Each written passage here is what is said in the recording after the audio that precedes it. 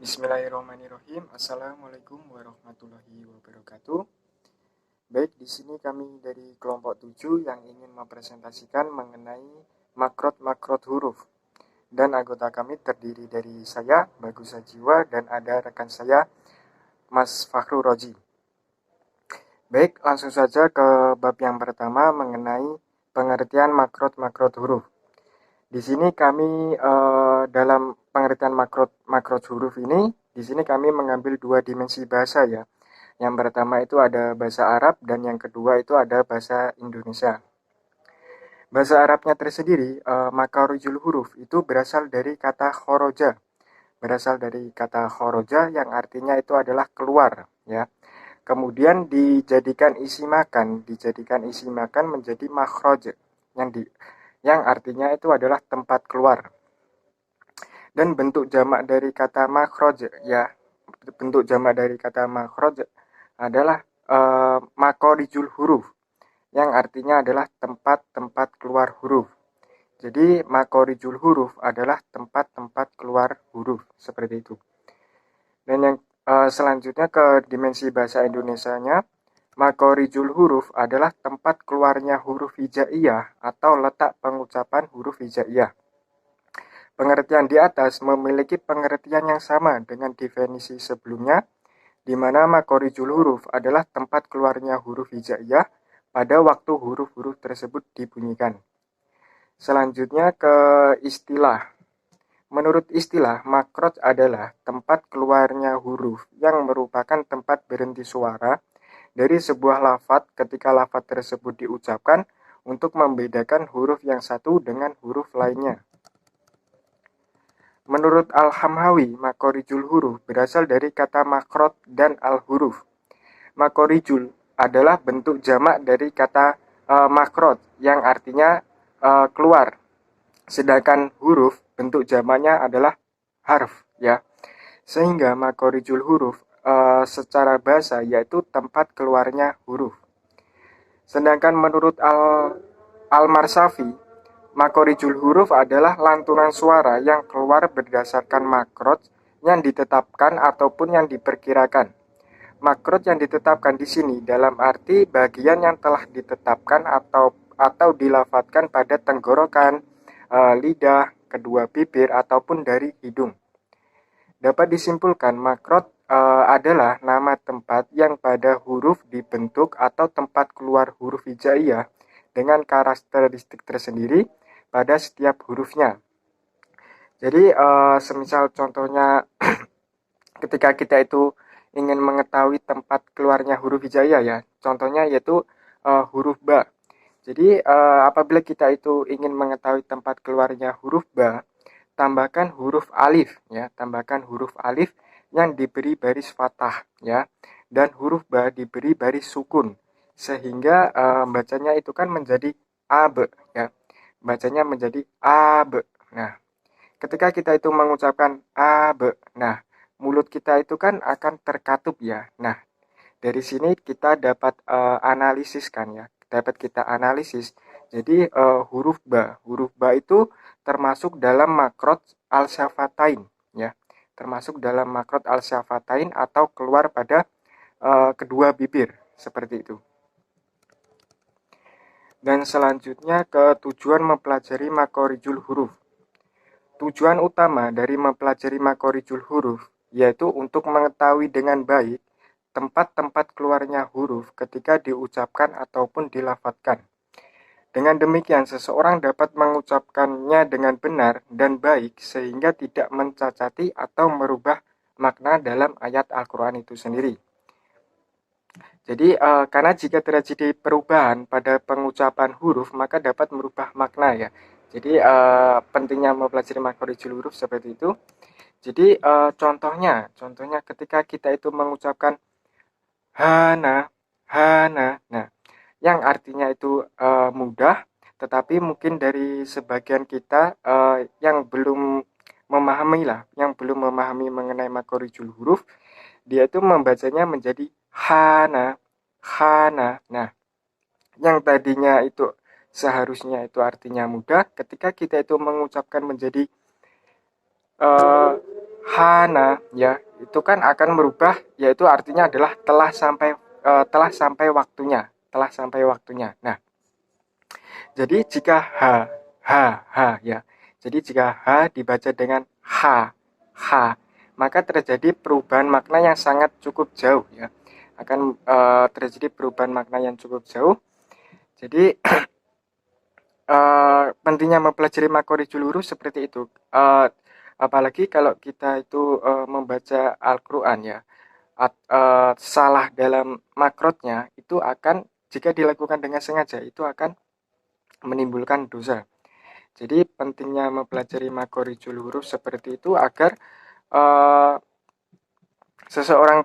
seseorang dapat mengucapkan dengan baik dan benar sesuai dengan makrotnya ya.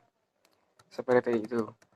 Dan selanjutnya akan dijelaskan oleh rekan saya. Selanjutnya yaitu cara mengetahui makhorijul huruf. Untuk mengetahui makhorijul huruf ini ada dua cara, yaitu salah satunya mensukunkan, yang kedua mentasydidkan huruf. Mensukunkan huruf kemudian mematikan huruf yang berharokat sebelumnya. Contohnya seperti lafaz kata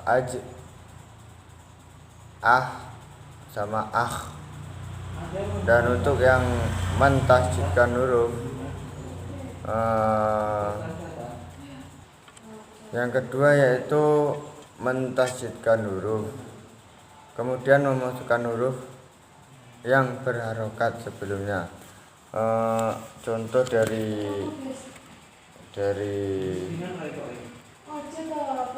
mentasydidkan ini yaitu aja. Ketika mengucapkan huruf hijaiyah dengan dua cara tersebut, kita merasakan suatu yang keluar tertahan pada sebuah tempat, maka disitulah letak makhorijul hurufnya begitu.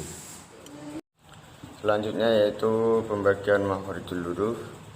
Ada beberapa tempat keluar pembagian huruf yang terdiri dari 5 tempat, yakni yang pertama tenggorokan atau hal, yaitu makhorijul huruf yang dilafalkan melalui tenggorokan atau makhorijul hurufnya ada di tenggorokan.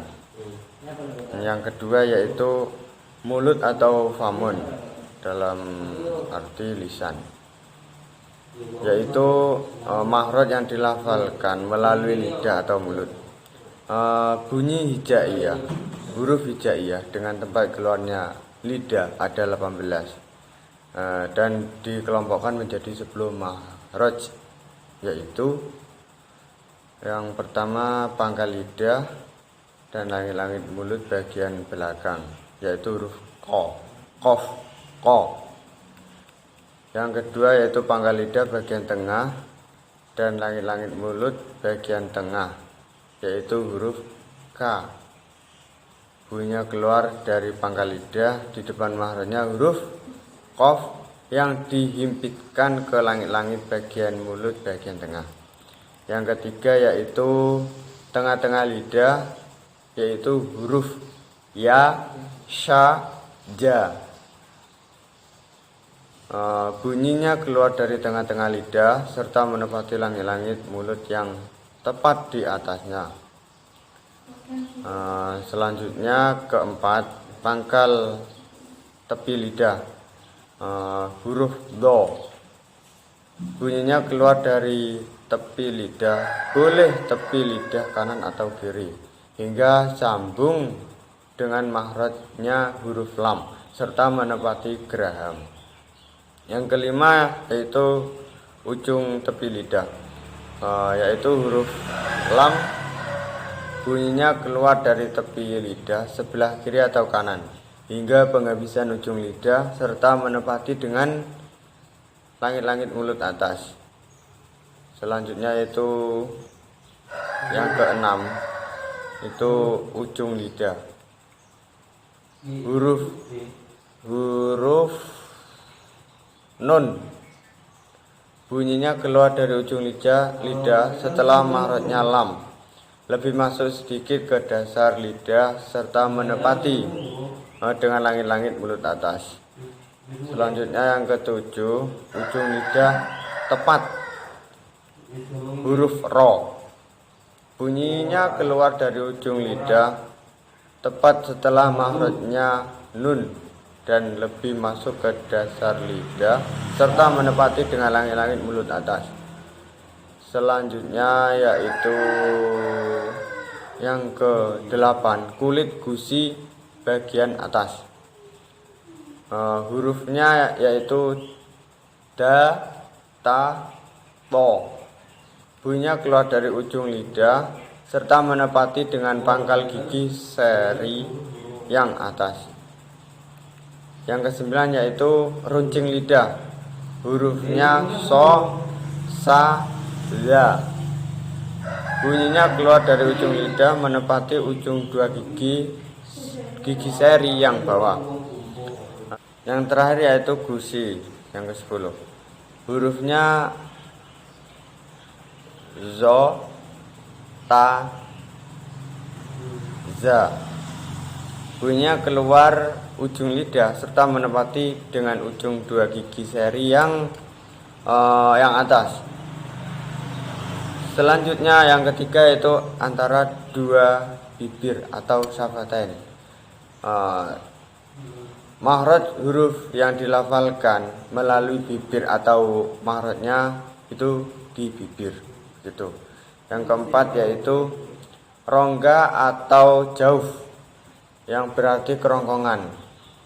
Makhraj huruf yang dilafalkan melalui kerongkongan dan biasanya hanya yang dilafalkan melalui kerongkongan dan biasanya hanya digunakan untuk dilafalkan untuk huruf-huruf mat, alif, waw, ya. Yang kelima yaitu hidung atau khoisum, yakni makhraj huruf yang dilafalkan lewat hidung atau makhrajnya di hidung, digunakan untuk gunah atau dengung. Adapun huruf-hurufnya yaitu huruf-huruf gunah, mim dan nun dengan ketentuan yang pertama nun bertasjid, yang kedua mim bertasjid, yang ketiga nun sukun, yang keempat nun mim sukun yang bertemu mim atau ba. Tadi yang ketiga nun sukun dibaca idgham bigunah, iklab dan ikhfa hakiki. Secara lebih detail maka tempat-tempat keluarnya huruf dapat dilihat pada tabel yang sudah saya kirim di makalah sebelumnya, di pertemuan sebelumnya.